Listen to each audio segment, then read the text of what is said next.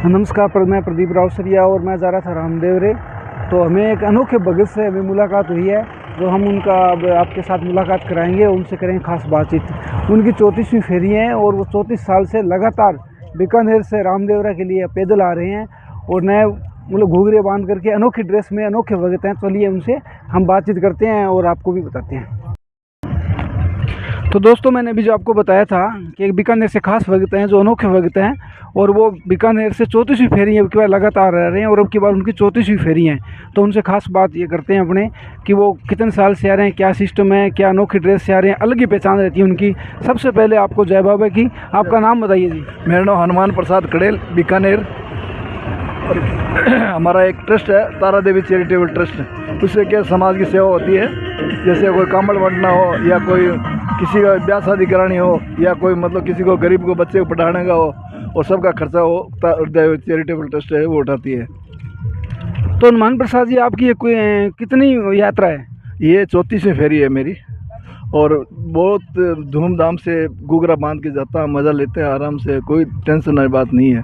लेकिन चलता हूँ सिर्फ 20 किलोमीटर डेली।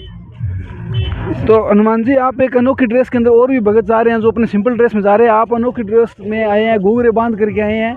और मैंने कल आपका इंटरव्यू लिया था, तो आज हमारे चैनल से फिर फ़ोन आया कि भी उनका दोबारा इंटरव्यू लो आप अच्छे से, और उनकी खबर अपने अखबार में भी छपेंगे।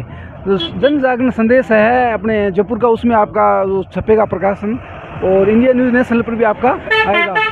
तो बाबा से आपने इतनी आस्था और प्रेम लगाव रखा है, तो 34 साल में लगातार आप आ रहे हैं, तो 34 साल पहले की यात्रा और अब की यात्रा में क्या फ़र्क है? पहले पानी नहीं था, पेड़ नहीं थे, और हमने कई जगह पेड़ भी लगाए यहाँ पे। जो बाप से पहले है वहाँ सेकासरिया मोर में पेड़ भी हमने कम से कम 100-150 पेड़ लगाए हैं।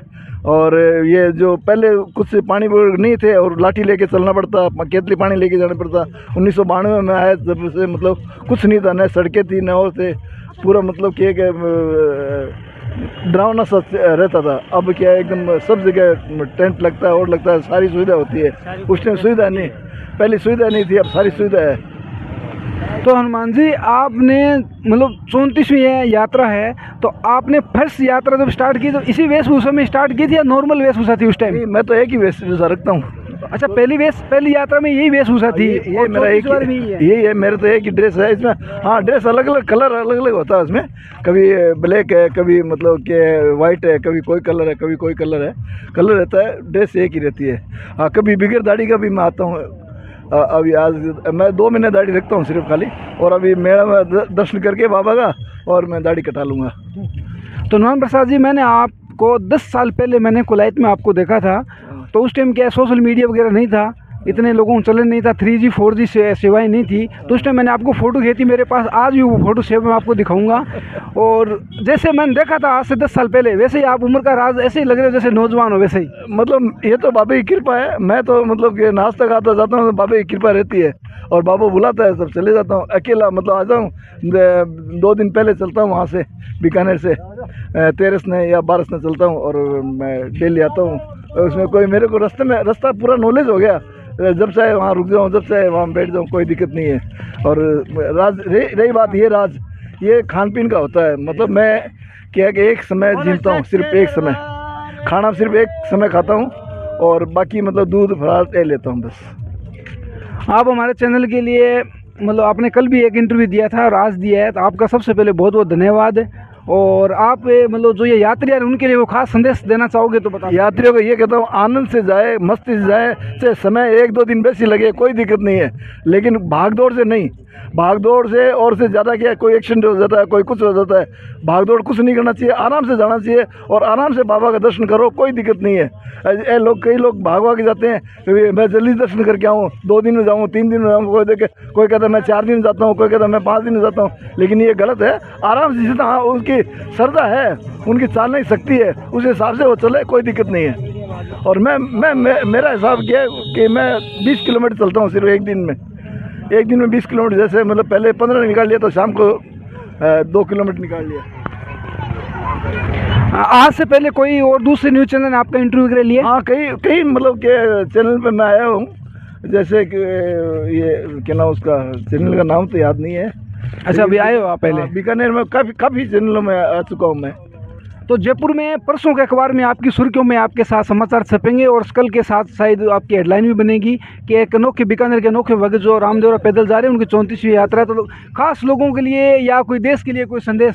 देखो, पहले मैं रामदेवरा से मेरे को पहले एक चमत्कार हुआ था। 1992 में गया था, तब नारियल के अंदर गुलाब का फूल निकला। ये तो बहुत बड़ी बात है। गुलाब का फूल निकला, जबकि मैं बहुत पहले गया था, लेकिन छाला बहुत हो गया है मेरे। आज भी मेरे छाला है, हर साल मेरे छाला होता है। छाला इसलिए होता है कि मैं कोई न कोई मतलब कि कीड़ी भी मर जाती है, पाप होता है, पाप होने से ये यहाँ कष्ट सारा दूर हो जाता है। और मैं एसी में रहता हूँ, एसी में सोता हूँ, और कभी पेशाब करने मैं पैदल नहीं चलता। और यहाँ मैं मतलब 10 दिन पैदल चलता हूँ। ये बाबा की 100 किलोमीटर हो गया लमसम। हाँ, करीब, हाँ, जो भी है 10 दिन बराबर चलता हूँ। और इसमें मतलब बाबा की कृपा है, मैं ऐसी के बगैर कभी बाहर निकलता ही नहीं। इतनी मतलब भगवान की कृपा है। अब मैं कई संस्था में मैं जुड़ा हूँ, काफ़ी संस्था, करीबन 22 संस्था में जुड़ चुका हूँ, और अभी काम कर रहा हूँ, कार्य कर रहा हूँ। और धार्मिक विचार है मेरा, मगर चलो अपने कुछ करना नहीं है।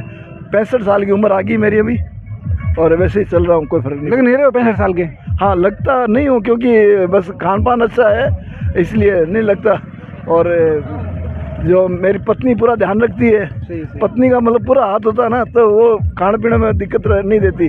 वे दूध और ये समय पर दे देती है, और एक समय रोटी खा लेता हूँ, बस कोई दिक्कत नहीं है। हनुमान जी, आपका बहुत बहुत धन्यवाद, आपने हमारे लिए टाइम दिया और समय निकाल करके। बहुत बहुत जय बाबा की। जय बाबा की साहब।